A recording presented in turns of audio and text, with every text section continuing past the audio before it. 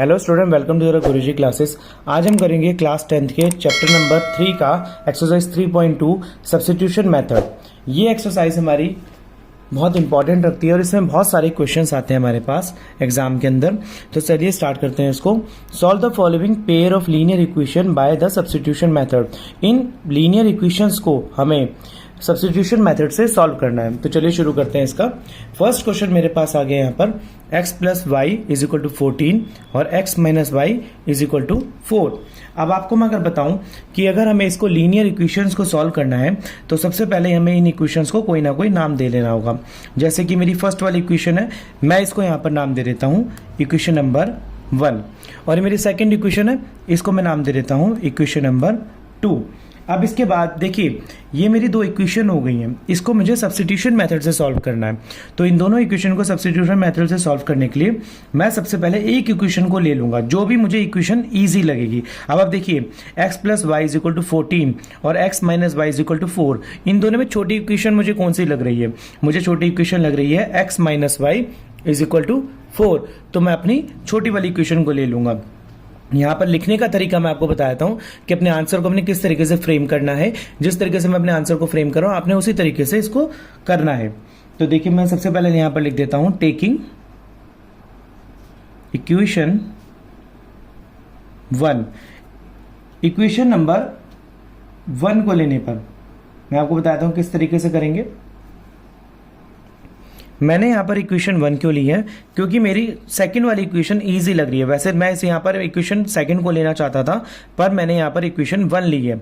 क्यों? क्योंकि मेरी सेकंड वाली इक्वेशन इजी है। अगर मैं ये वाली इक्वेशन को लेके इस वाली इक्वेशन के अंदर वैल्यूज पुट कर दूंगा तो मेरा इजीली क्वेश्चन सॉल्व हो जाएगा। चलिए करके देखते हैं इसको। मैंने यहाँ पर इक्वेशन नंबर 1 को लिया है, तो मेरी इक्वेशन नंबर 1 क्या है? x plus y is equal to 14। अब इसमें मैं क्या करूंगा, देखिए ये प्लस का y है, मुझे x की वैल्यू निकालनी है। तो इस प्लस के y को मैं इधर ले आऊंगा, इस प्लस के y को मैं इधर ले आऊंगा। जब ये प्लस का y इधर में आ जाएगा तो माइनस का y हो जाएगा। तो x is equal to 14 minus का y।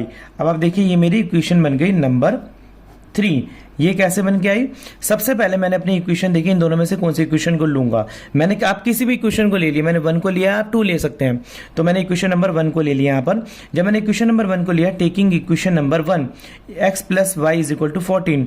अब ये y जो मेरा प्लस का था इधर ले आऊंगा मैं, तो प्लस का y मेरे इधर आके माइनस का y हो जाएगा। तो जब x is equal to minus का y हो गया 14 माइनस y, तो ये जो इक्वेशन मेरी बन गई 3।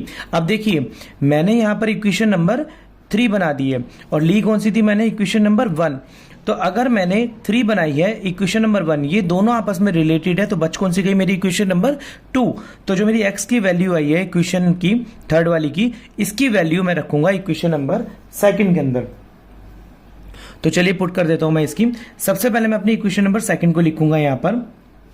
इसको लिखेंगे इस तरीके से, put x is equal to 14 minus y in equation number 2। तो जब मैं इसकी वैल्यू यहां पर पुट करूंगा तो देखिए सबसे पहले मैं अपनी इक्वेशन नंबर 2 को लिख लेता हूं यहां पर। x माइनस का y इज इक्वल टू 4। जब मैंने यहां पर इक्वेशन नंबर 4 लिख ली, सॉरी इक्वेशन नंबर सेकंड वाली लिख चुका हूं मैं। तो यहां पर आप देखिए मेरे पास x की वैल्यू क्या है? 14 माइनस वाई। तो सबसे पहले मैं इस x की जगह पर मैं बाद में पुट करूंगा, पहले मैं ये वाली इक्वेशन लिखता हूं। देखिए माइनस का y इज इक्वल टू 4। अब मेरे पास आगे क्या बचा? x लिखने वाला। अब इस वाले x की जगह पर मैं क्या रखूंगा यहाँ पर? ये वाली वैल्यू 14 माइनस वाई, क्योंकि ये x और is equal to 14 minus y दोनों बराबर हैं। तो चाहे मैं x की जगह पर x रखूं, चाहे मैं x की जगह पर 14 माइनस वाई रखूं, दोनों मेरे एक ही बात होगी। तो इस x की जगह पर मैं ये 14 माइनस वाई रखूंगा। चलिए करते हैं इसको, 14 माइनस वाई। अब देखिए मेरे यहाँ पर माइनस का y और माइनस का y, यानी कि मेरे 2 y हो चुके हैं। तो मैं इसको सॉल्व कैसे करूंगा? माइनस का y और माइनस का y मेरे हो गए माइनस का 2y, और यहां पर 4 एज इट इज रहेगा और इधर हो जाएगा 14। अब ये प्लस का 14 है, ये मेरा इधर में आके माइनस का 14 हो जाएगा। अब माइनस का 2y is equal to 4 minus का 14। अब देखिए 14 में से 4 चले जाएगा, कितने बचेगा मेरे पास? माइनस का 10, क्योंकि बड़ी संख्या के आगे माइनस है तो मैं माइनस ही लगाऊंगा। और यहाँ पर बच गया माइनस का 2y। यहाँ पर माइनस से माइनस ये मेरा मैं पहले ही कैंसिल कर दूंगा, ये कैंसिल हो गया। y इज इक्वल टू, जब ये मेरा कॉफिशिएंट वैल्यू है वेरिएबल के साथ में, तो ये इसके डिनोमिनेटर में चला जाएगा, इसके अपॉन में चला जाएगा। तो 10 इज इक्वल टू 2। अब 2 को काट दूंगा मैं यहाँ पर, 2 5 जा 10, तो मेरी y की वैल्यू क्या आ गई यहाँ पर, y इज इक्वल टू 5। अब ये जो मेरी y की वैल्यू आ चुकी है, इस y की वैल्यू को मैं कहां पर रखूंगा, इस y की वैल्यू को मैं रखूंगा अपने इस वाली वैल्यू के अंदर, जो मेरी थर्ड इक्वेशन बनी थी, क्योंकि मैंने फर्स्ट इक्वेशन को भी ले लिया, फर्स्ट इक्वेशन से मैंने थर्ड बना ली, थर्ड इक्वेशन को मैंने सेकंड में रख लिया। अब जो मेरा y निकल के आया, इससे मैं अपनी थर्ड इक्वेशन में रख के जो मैं बनाऊंगा खुद उस वाली इक्वेशन में रखूंगा और y की जगह पर इस वाली वैल्यू को पुट कर दूंगा और मेरे x की वैल्यू आ जाएगी। चलिए देखते हैं। अब यहां पर लिखेंगे put y is equal to 5 in equation 3। तो मेरा सबसे पहले मैं इक्वेशन 3 को एज इट इज लिख लूंगा यहाँ पर, x is equal to 14 minus का y, और आगे करूंगा इसको सॉल्व, और y की जगह पर मेरा क्या है 5, तो x is equal to 14 minus का 5, और मेरे पास कितना बच के आ जाएगा यहाँ पर, x इज इक्वल टू 14 में से 5 जाएंगे 9, तो मेरे पास x इज इक्वल टू 9 आ गया। तो मैं अपना आंसर को इस तरीके से लिखूंगा, answer is x is equal to 9 and y is equal to 5। ये मेरा आंसर हो गया। तो चलिए करते हैं इसका second part. So student, second वाला पार्ट मेरे को यहां पर कह रहा है s minus t is equal to 3 और s अपॉन में 3 प्लस टी अपॉन में 2 इज इक्वल टू 6। इस वाले क्वेश्चन को मैं किस तरीके से सॉल्व करूंगा, आपको याद होगा मैंने 2.2 के अंदर आपको ये वाली चीज बताई थी कि इस वाला अगर मेरे पास कोई अपॉन में चीज आती तो उसको सबसे पहले मैं सिंपलेस्ट फॉर्म में इक्वेशन बना लूंगा। किस तरीके से बनाऊंगा, चलिए करते हैं इसको। अब आप देखिए, ये जो s minus t is equal to 3 है, ये तो मेरी फर्स्ट इक्वेशन ही है, ये मेरी फर्स्ट इक्वेशन ही है। अब s अपॉन में 3 प्लस 2 अपॉन में t इज इक्वल टू 6, इसको मैं सिंपलेस्ट फॉर्म में करूंगा। कैसे करूंगा, देखिए मैं इसको यहां पर लिख लेता हूं। सबसे पहले s अपॉन में 3 प्लस टी अपॉन में 2 इज इक्वल टू 6। अगर मैं इसके नीचे 1 लगा दूं तो मैं 3, 2 और 1 का एलसीएम यहां पर ले लूंगा। 3, 2 और 1 का यहां पर जब मैं एलसीएम लूंगा तो मेरा एलसीएम इसका निकल के आएगा 6। तो जो मेरा इसका एलसीएम निकल के आएगा, इस पूरी इक्वेशन को मैं उसके एलसीएम से मल्टीप्लाई कर दूंगा। देखिए कैसे करके दिखाता हूं मैं आपको। अगर मैं इस पूरी इक्वेशन को इसके एलसीएम से मल्टीप्लाई कर दूंगा तो इसका एलसीएम मेरे पास निकल के आया 6। इस पूरी इक्वेशन को मैं इसके एलसीएम से मल्टीप्लाई कर दूंगा।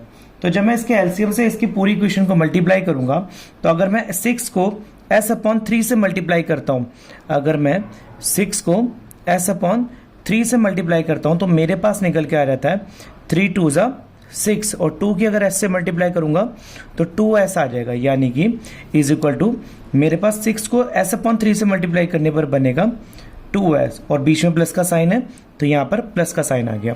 अगर मैं 6 की t अपॉन 2 से मल्टीप्लाई करता हूं तो 6 इंटू टी अपॉन 2, तो 2 3 जा 6, और 3 की अगर t से मल्टीप्लाई करूंगा तो मेरे पास आ जाएगा 3t। अब अगर मैं इस 3t को यहां पर लिखूंगा प्लस में, तो मेरा आंसर आएगा यहां पर 3 plus 3t is equal to, अगर मैं 6 की मल्टीप्लाई मैंने इससे करी, 6 की मल्टीप्लाई मैंने इससे करी, अब 6 की मल्टीप्लाई मैं इससे करने जा रहा हूं। अब 6 की मल्टीप्लाई 6 से करूंगा तो 6 की मल्टीप्लाई 6 से करने पर मेरा आता है 36। तो मेरा इस वाली जगह पर इज इक्वल टू के नेक्स्ट साइड पर, राइट साइड पर मेरा आ जाएगा 36। तो जो मेरी ये सिंपलेस्ट फॉर्म, देखिए अपॉन वाली जो फॉर्म थी मेरी सिंपलेस्ट फॉर्म निकल के आ गई 2s plus 3t is equal to 36। तो ये मेरी हो गई इक्वेशन नंबर 2।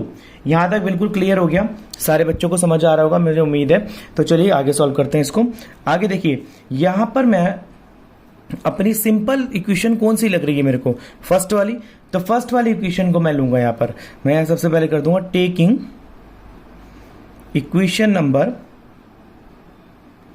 1। तो इक्वेशन नंबर 1 को अगर मैं लूंगा यहां पर तो s माइनस का t इज इक्वल टू में 3। अब ये माइनस का t इधर आके प्लस का t हो जाएगा, s is equal to 3 plus t। ये वाली मेरी इक्वेशन जो बन गई, ये मेरी गई इक्वेशन नंबर 3। तो सिंपल है स्टूडेंट्स, यहां तक क्या सबको समझ में आ गया? मैंने कुछ नहीं करा यहाँ पर। सबसे पहले मैंने इस वाली इक्वेशन को 1 नंबर दे दिया और इसको सिंपल करने के लिए इनका एलसीएम ले लिया। एलसीएम जो मेरा 6 आया उससे मैंने तीनों टर्म को मल्टीप्लाई कर दिया, मेरी सिंपलेस्ट फॉर्म बन गई।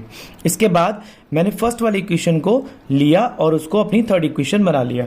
अब इस वाली इक्वेशन को एस में जो निकल के आया 3+t, इसको इक्वेशन को मैं सेकंड वाली में ले दूंगा। क्यों? क्योंकि मैंने कौन सी इक्वेशन ली है? फर्स्ट वाली ले ली, फर्स्ट से थर्ड बन गई, थर्ड वाली को सेकंड बच गई है, इसमें पुट कर दूंगा। तो मैं यहां पर लिखूंगा सिंपल तरीके से कि put s is equal to 3+t in equation number 2। तो देखिए मेरे यहां पर क्या बन के आएगा, तो मैं सबसे पहले क्या लिखूंगा, 2 का तो 2 लिख दूंगा, s को भी छोड़ दूंगा, plus 3t is equal to 36। अब देखिए 2 के बाद मेरा s है, तो s की जगह पर मैं क्या रखूंगा, ये वाली वैल्यू, तो यानी कि इंटू ना लिख के मैं यहां पर ब्रैकेट लगा देता हूं। यहां पर मैं लिख दूंगा 3+t। तो जो ये मेरा 3+t था मैंने इसको लिख दिया। आप देखिए यहां पर मैं मोनोमियल को बायनोमियल से मल्टीप्लाई करूंगा, यानी इसकी मल्टीप्लाई इससे, इसकी मल्टीप्लाई इससे, तो 2 3 6 और 2 को t से मल्टीप्लाई करूंगा तो 2t और यहां पर प्लस का ये 3t एज इट इज रहेगा और ये 36 आ गया। अब देखिए 3t है मेरा एज इट इज है और ये 36 आ गया। यहाँ पर 2t और 3t मिलके क्या हो जाएगा मेरा 5t और यहाँ पर 6 + 5t इज इक्वल टू 36। क्या यहाँ तक बात क्लियर हो गई सभी स्टूडेंट्स को? चलिए ठीक है, आगे करते हैं। अब ये वाला जब 6 + 5t इज इक्वल टू 36 आ चुका है, तो ये 6 जो है मेरा प्लस का है, ये इधर में चला जाएगा 36 के पास, क्योंकि ये कांस्टेंट टर्म है, कांस्टेंट के पास चली जाएगी। तो is equal to 5t is equal to 36 minus का 6। अब 5t 36 में से 6 जाएगा, 30 बच गया और t इज इक्वल टू ये कोफिशिएंट मेरा डिनोमिनेटर बन जाएगा 30/5 और 5 6 30। तो मेरे पास ये t की वैल्यू क्या निकल के आ गई है 6। अब इस t की वैल्यू को मैं अपने इक्वेशन नंबर 3 में रख दूंगा। क्यों? क्योंकि मेरी इक्वेशन नंबर 3 ही तो बनी थी। तो इस t की वैल्यू को मैं क्या करूंगा, इक्वेशन नंबर 3 में रख दूंगा। सॉरी, ये वाली इक्वेशन मेरे नंबर 3 है, आई एम सॉरी, मैंने इसको बोल दिया, इक्वेशन नंबर 3 में रख दूंगा। तो यहां पर लिखूंगा put value of t is equal to 6 in equation 3। तो देखिए इक्वेशन की 3 क्या है मेरी, s is equal to 3 plus t की वैल्यू क्या है मेरी 6, तो s इज इक्वल टू 6 + 3 9।